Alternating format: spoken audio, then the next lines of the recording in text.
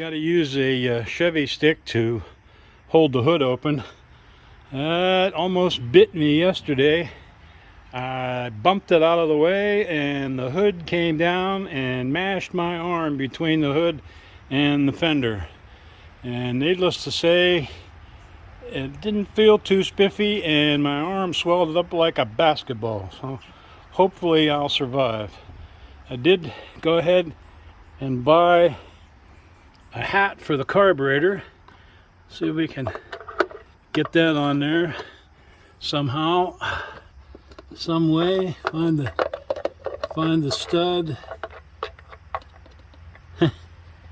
find the hole.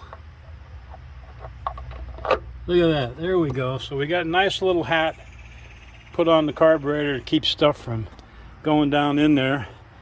And we got plenty of engine in the thing, that's for sure. We'll have to do some more work on it.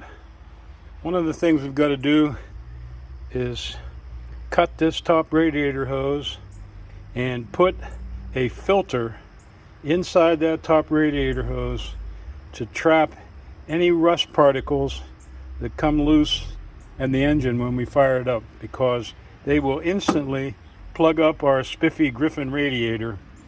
And these Fords, for some reason, small block Fords, are notorious for having rust particles break loose and plug up radiators. Every old Mustang, Falcon, anything that had a small block Ford in it back in the day is prone to have the radiator plugged up with rust particles. And you don't really notice it till you start driving the thing and it starts to overheat and you can't get it to cool down. No matter what you do, no matter what you change, you can't get it to run cool, and it's simply because the tubes in the radiator are plugged up and not flowing enough coolant through them. So if you have a small block Ford in your car, do yourself a favor, put a filter here in this top hose to catch all those particles. We get a shot here of the underside of this Pinto, and looks pretty good. There's a lot of reinforcement been done under here. The front and rear is tied together. There's a big bridge plate here across the front suspension underneath the engine to tie everything together, and of course the cage ties everything together on the top, all painted up spiffy Ford blue. Got a Borg Warner T10 in it. And one of the things we like to do, we need to do, is we need to know what our driveline angles are. And by that, I mean you should know at what angle your engine is mounted and what angle your rear end is mounted. And those angles are really important to eliminate driveline vibration. Generally speaking, if you have a road car or conventional car, the engines tend to be mounted in a downward direction, somewhere around 3 degrees front to back. They would be angled down, and to correspond with that, the nose of the rear end, the pinion or the yoke where the drive shaft mounts, should then be pointed up 3 degrees, so that even though they're not directly in line with each other, the angles are parallel. Any more than sort of a 0.5 to 1 degree deviation one to the other will generate some vibration in the drive line, 50 to 60 miles an hour, and in the end destroy your U-joints and shake everything else to bits. So it's important that you check that. Well, I don't think they're coming from me, but what you can see here, maybe you can, maybe you can't, in this particular shot, is the rear end is mounted nose down. So you have, okay, let's hold on a minute. Fire brigade. So you have a situation here where the engine transmission in this car are nearly level. From what I can see, the engine is down, mounted in a downward angle about a half degree.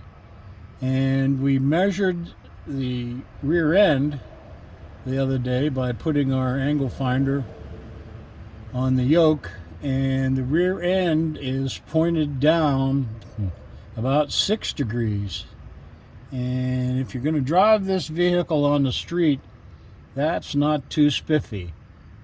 The way to fix that, and what we're going to have to do, is put some shims between the rear end housing and the leaf spring, essentially raise the nose of that rear end up as close as we can get it to the same angle down that the transmission engine has. Now, in this particular application, I think what's happened here is this car, while it may be streetable, was built for drag racing. And drag racers notoriously nose their rear end pinions down, because under full bore acceleration, the rear end will rise up in the front. In other words, it'll rotate, or try to rotate around the springs, and the nose of the pinion will rise up. And the theory is that when it does that, it'll be in line with the engine transmission angle. The problem with all that is that, you know, on the drag strip, you run quarter mile, in some cases eighth mile, for, pick a number, 8, 10, 12, 15 seconds, whatever it is. You know, and the drive line vibration is probably the last thing you're going to notice.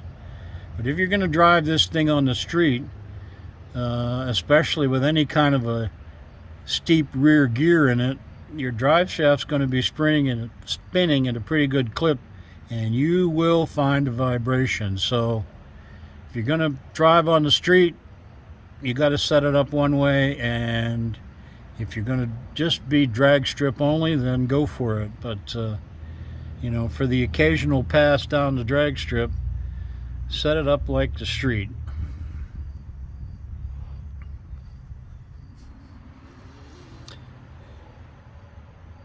One of the other things this car has is this spiffy exhaust connector. And I have to say, I'm an old guy, I've never seen this before. It almost looks like something out of the plumbing department, but apparently it's a newfangled way of hooking your pipes together, where you have this union with a couple of nuts that screw on there and screw all the pipes together. I'll have to Google that and see what's up with that.